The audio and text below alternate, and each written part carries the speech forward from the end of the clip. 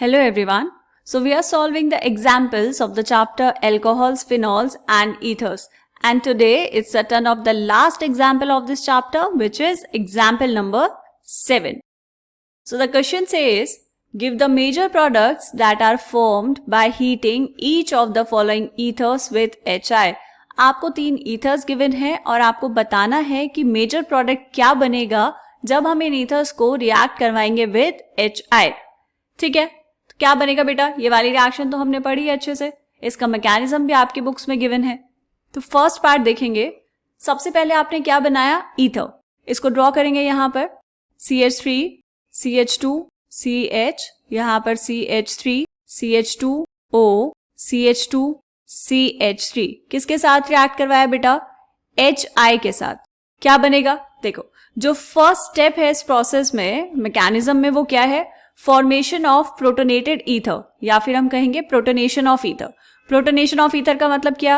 ये जो HI है ये कैसे टूटता है? H plus and I minus में, राइट? तो यहाँ पर ये जो ऑक्सीजन है इसके पास है लोन पेयर, तो यहाँ पे क्या करेगा? ये ऑक्सीजन का लोन पेयर अटैक करेगा इस वाले हाइड्रोजन पर और आपको क्या मिल जाएगा? Protonated ether.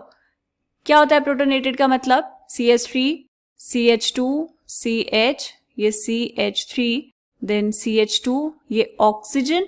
इस ऑक्सीजन पे एक हाइड्रोजन भी आ गया है तो यहाँ पर आएगा पॉजिटिव चार्ज, राइट? और यहाँ पर CH2, CH3.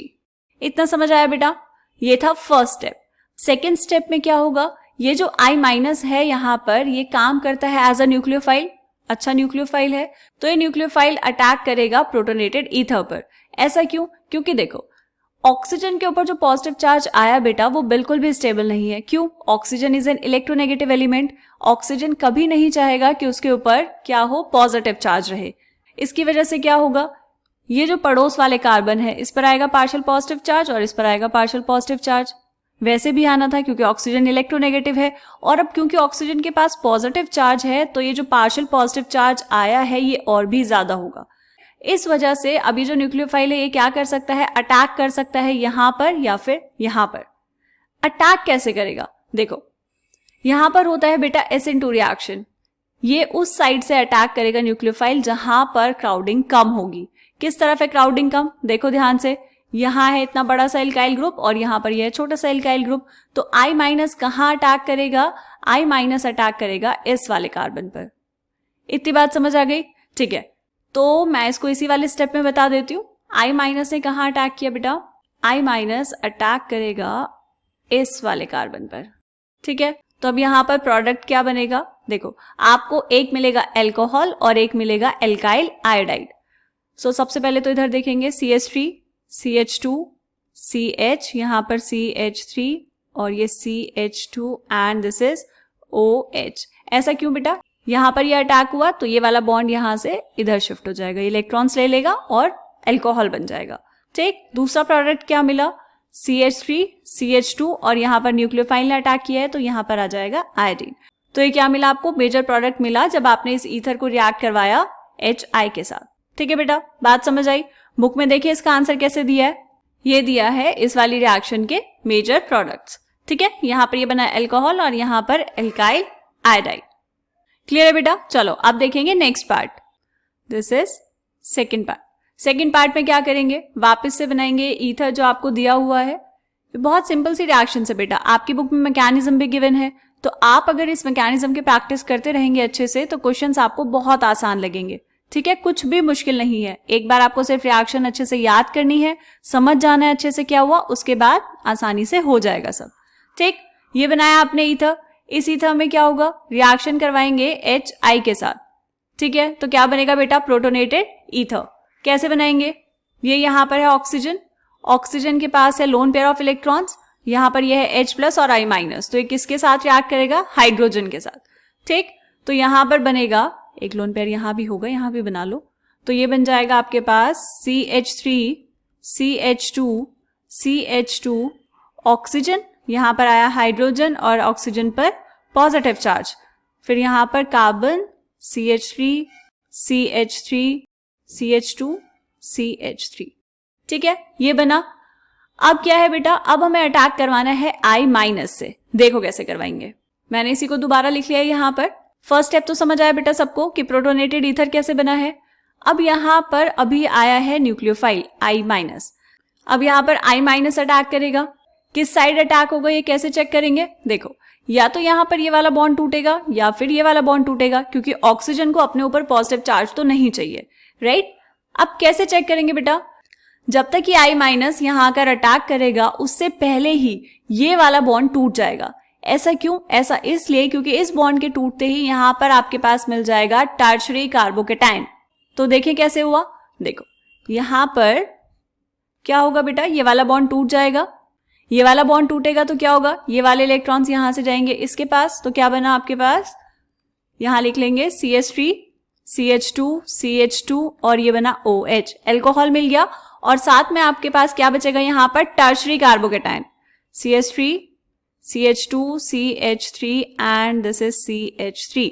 ये बना आपके पास 3 डिग्री कार्बोकेटाइन। ये बहुत ज्यादा स्टेबल होता है। जब तक I- आकर इस वाले कार्बन पर अटैक करेगा लेस क्राउडेड वाले पर, उससे पहले ही कार्बोकेटाइन की फॉर्मेशन हो चुकी होगी, ठीक। अब क्योंकि यहाँ पर कार्बोकेटाइन बन चुका है तो अब ये SN2 ना होकर कौन सी रिएक्शन होगी बेटा, SN1 रिएक्शन।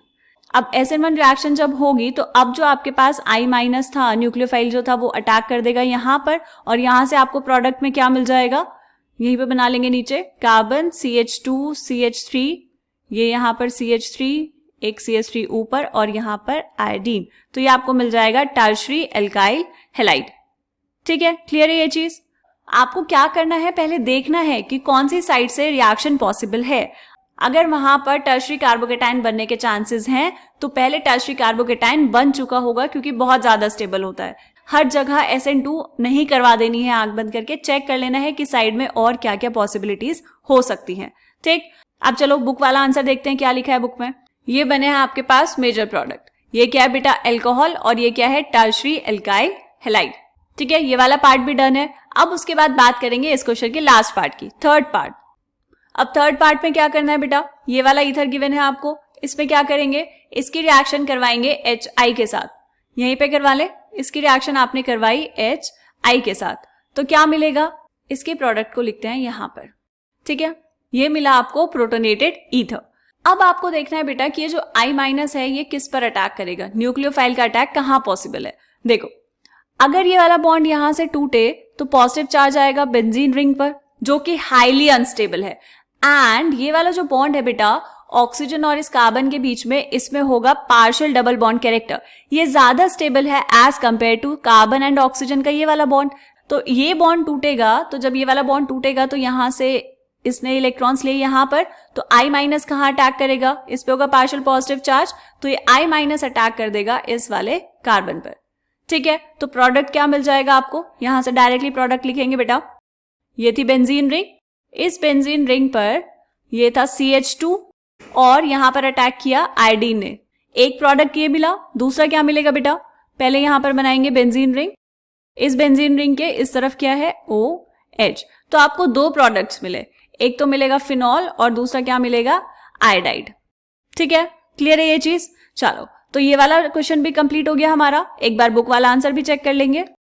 ये आपकी बुक में दिए हुए आंसर। ये क्या बना बेटा आपके पास, ये बना बेंजाइल आयोडाइड और एक दूसरा प्रोडक्ट मिला फिनॉल। ये आपने लिख दिया major product of this reaction. तो ये हमारा थर्ड पार्ट भी डन हो गया, ठीक। एग्जाम्पल्स इस चैप्टर के सारे हम कर चुके हैं। नेक्स्ट वीडियो से हम स्टार्ट करेंगे in text questions of this chapter.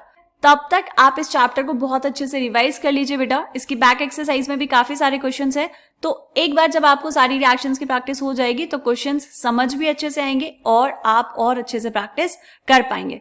And if you have any doubts you can write it in comment section, we will help you. Okay, चलिए मिलते हैं नेक्स्ट वीडियो में इन टेक्स्ट क्वेश्चन के साथ। तब तक के लिए बाय बाय।